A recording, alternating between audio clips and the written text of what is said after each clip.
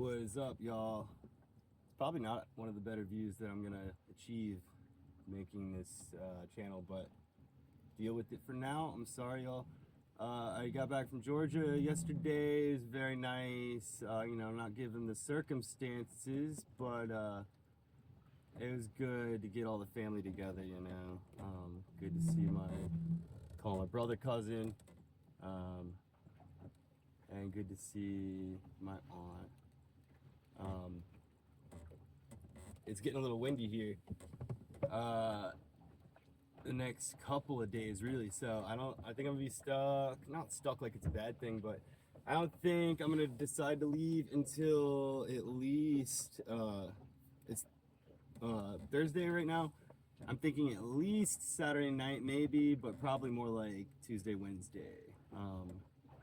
It's not a bad place to be. Once again, it's Elizabeth City, it's pretty chill. So make the best of it. I went out to the little Anchorage last night and it's still a wreck. Can you tell? I hope you can't see all this stuff. I don't think you can. Which is why you're not getting the normal angle right now. But yeah, I'm gonna tidy up and then kind of make actual have a little bit of a flow. I've got a whiteboard down here. I'm gonna try to plan out what I'm gonna actually say on the video, so it's not just this, you know what I mean? But you guys that are sticking through this, y'all are the true fans here. Thank you guys for that.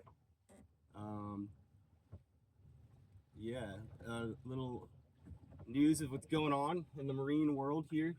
There's this dude up in Newport News. This feller moved up from Florida, bought this marina that's been kind of just defunct, forgotten about for some years. I'm not gonna say any names of anybody here just to keep it chill. But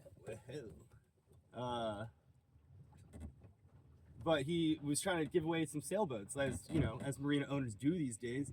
And this was back in, I want to say, I was living in Norfolk, so it was probably, at least maybe the earliest the ad was posted was like November, but I'm saying more like December, early January. And I just, if you guys are familiar with the Hampton Roads area, it's not like it's so far away coming from just driving back from Atlanta. Now that's spread out, but you don't like to cross those bridge tunnels if you don't really have to. And I've been living in Chesapeake, Elizabeth City. I really do not want to go there.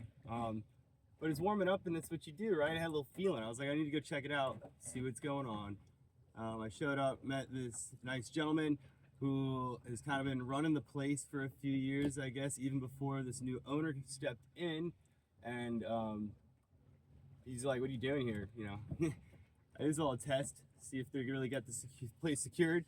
And I told him I was trying to find, talk to the owner at one point in time about some free sailboat stuff, what's going on, are any of these boats free? After I did a little cruise through and checked some of them out. And the one I wanted is like an Irwin 32 or Irwin 33, I'm not really, but a good boat, But the dude was listing it as a Ontario 33. I'm like, what the heck is that? I never even heard of that because it's not a real boat. So I was like, that's a weird thing, This dude really doesn't know about sailboats, which isn't that uncommon for marina owners. That's why they're getting rid of them for free, because they don't care about them. He's more of a powerboat dude anyway. This marina, even at high tide, you barely can make it out with a boat that drafts 4 feet. And I saw that when I showed up there. It's very shallow. So I had learned that on the charts before I decided. I really wanted to go pick up this Irwin back, before I left and went down here. But it got cold. You don't want to go do that in the cold. Anyway, the story goes that some kids, as they're referred to, I don't know. The dude that was saying this is my age, so kids, I don't know, got it last week. And they got it stuck getting it out of the marina. And so they came back the next day, got it unstuck. And then they threw down anchor line, which I imagine was just the one that's been on this, rotting away boat. Which I may have made that mistake too once or twice. I probably would have done the same thing, but I wouldn't have left. They left and that line snapped and the boat was just floating around, getting pushed up against the West Norfolk Bridge over there. Apparently it got demasted. I don't know, man. part of me wants to say side quest, and we head on back up to Norfolk and see what the heck that's all about. My joke with this boat is that I don't really want it. I like the maneuverability, and you know, I really do love Carina, but I need a place to get the work done on Carina. And I was like, what if I just had like a sick workshop boat? Is what I've been calling it. Maybe I'm crazy, but that thing's perfect for a workshop boat. Ain't got no mast. You know what I'm saying, guys?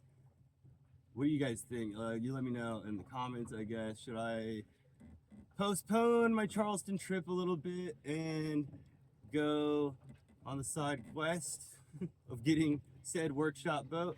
Or do I just continue on down and you'll find another free boat on the way down? Or maybe free boats really aren't where you need to be. It's more so I got lucky. Probably not going to get lucky like this again as far as free boat goes. And, you know, maybe pay money for a boat, next boat. Anyway, we're almost back here, and I am glad I am not completely blind, because last night when I was coming out there, I was like, that's a light? That's an anchored boat? Weird. I usually don't see anybody else in that anchorage. I went past them, and then this morning I was like, where did that boat go? Like, did I imagine that? Because I know that anchorage pretty well. Like, that was a pretty bright light. It didn't seem like any, buoy, beacon I've ever seen. It's kind of messing with me, but there is a sailboat parked over here at the dock in Elizabeth City, the little, like, Intercoastal Waterway free dock. That's another thing I'm going to real quick teach you guys. There are quite a few of these free, you're allowed to use them for 48 hours docks. Some of which have power, shore power, some of which do not. Check it out. There's different resources you can look up online to, learn about these guys, or whatever app you use. I hate to do it because I'm gonna say the name. It's not like they're giving me anything. I have to contact Argo here, but Argo is it's kind of a cheesy nav app. It's not Garmin, it's not Active Captain, it's none of that.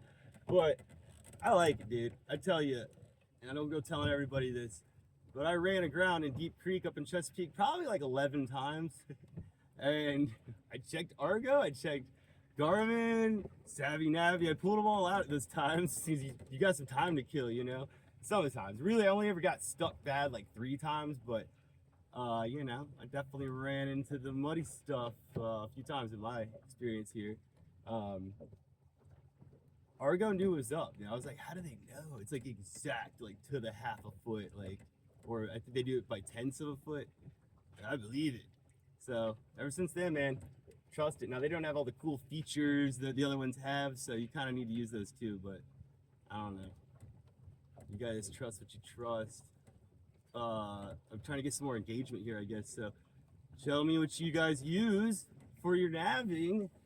If you use an app, or if you're old school and you just use paper charts and the old noggin, that's really cool. Tell me what you guys use in the comments. All right, dudes.